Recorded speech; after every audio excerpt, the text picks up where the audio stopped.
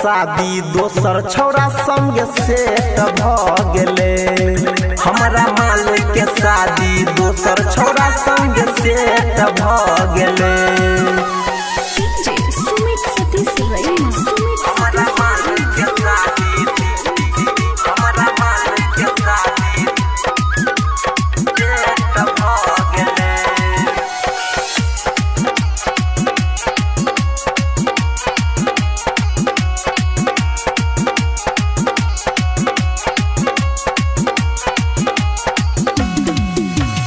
सपना में हमरा रोजे आबै छल कर छल परेशान हो,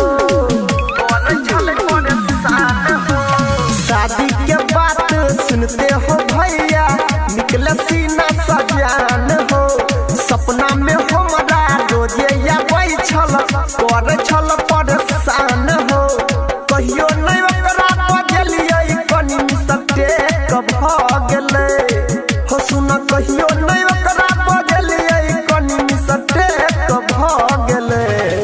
हमरा माल के शादी दोसर छौरा संग सेट भ गेले। हमरा माल के शादी दोसर छौरा संग सेट भ गेले।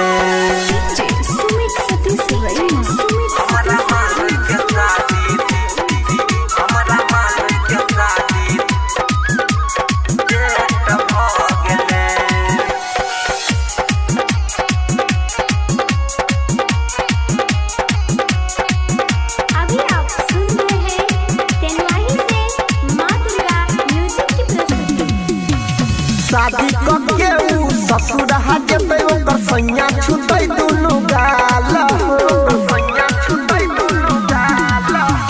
हमरा नसीब में छेलो ने भैया हाथ से छूट गेल माल हो।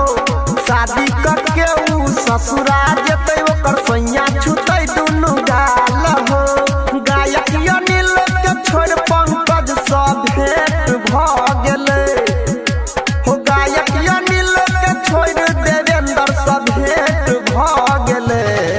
हमरा माल के शादी दोसर छौरा संग सेट भ गेले। हमरा माल के शादी दोसर छौरा संग सेट भ गेले। परपोज करती सोचली ताल लेट भ गेले। परपोज करती सोचली ताल लेट भ गेले। हमरा माल के शादी दोसर छौरा संग सेट भ गेले। हमरा माल के शादी दोसर छौरा संग सेट भ गेले।